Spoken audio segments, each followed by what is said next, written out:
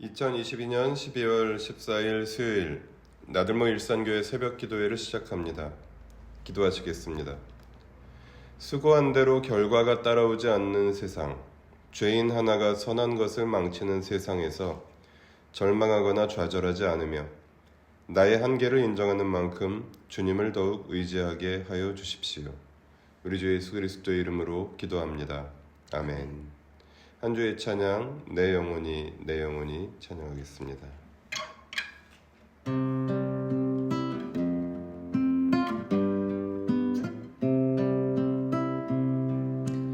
내 영혼이 주님을 찬양하며 기뻐합니다. 내 영혼이 주님을 찬양합니다.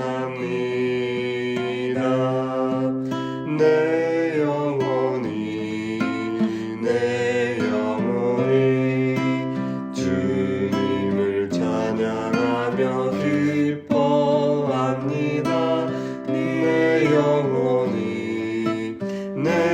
영혼이 주님을 찬양합니다.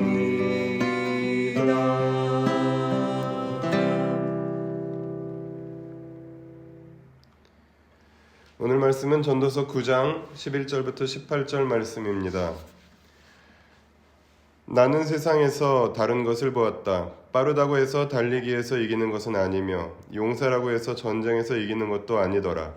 지혜가 있다고 해서 먹을 것이 생기는 것도 아니며 총명하다고 해서 재물을 모으는 것도 아니며 배웠다고 해서 늘 잘되는 것도 아니더라.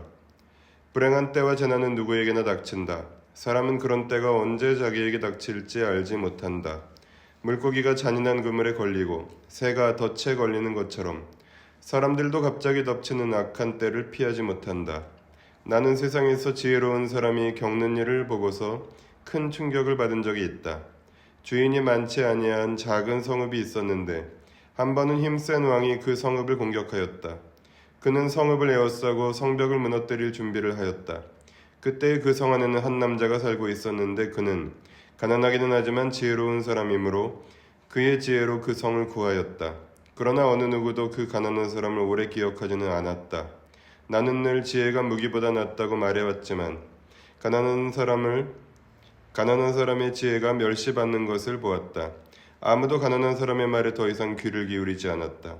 어리석은 통치자의 고함치는 명령보다는 차라리 지혜로운 사람의 조용한 말을 듣는 것이 더 낫다. 지혜가 전쟁 무기보다 더 낫지만 죄인 하나가 많은 선한 것을 망칠 수 있다. 아멘. 수요일을 시작하는 하늘 가족들에게 하나님의 사랑이 충만하기를 기도합니다.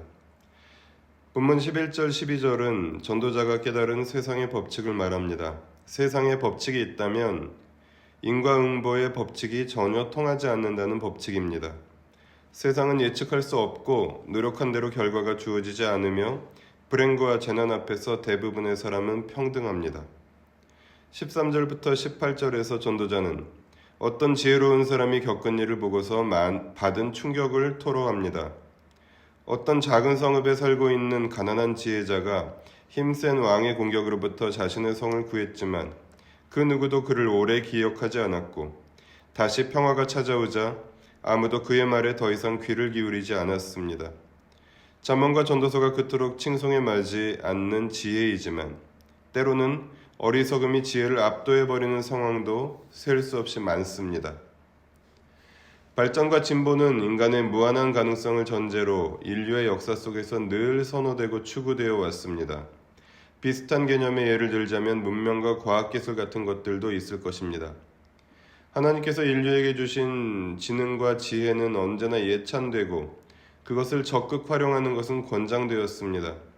그러나 그 결과 세상은 망가지고 파괴되어 왔으며 인간의 뛰어난 지혜는 오히려 대량살상과 극심한 양극화와 환경재앙에 인류를 노출시켰습니다.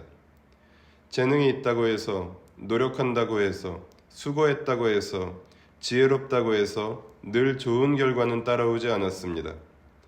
불행과 재난은 누구에게나 찾아오며 사람은 자신에게 찾아올 고통과 시련의 때를 막거나 피하기는커녕 예측조차 할 수 없습니다.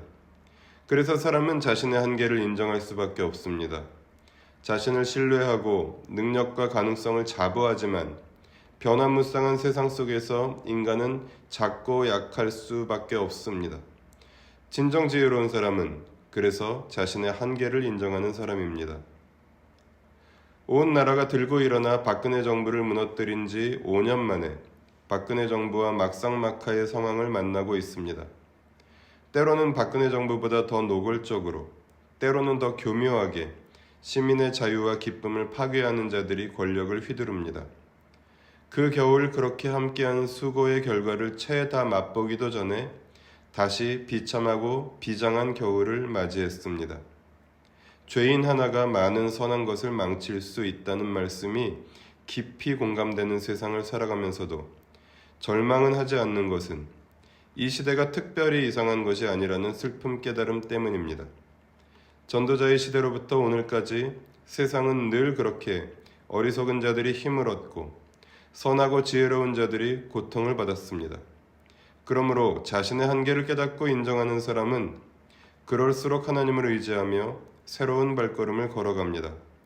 전도자가 자신의 시대 한복판에서 하나님을 직면해야 했다면 우리 또한 연약한 우리와 함께 하시는 하나님을 힘입어 우리가 살아갈 시대와 세상을 직면합니다.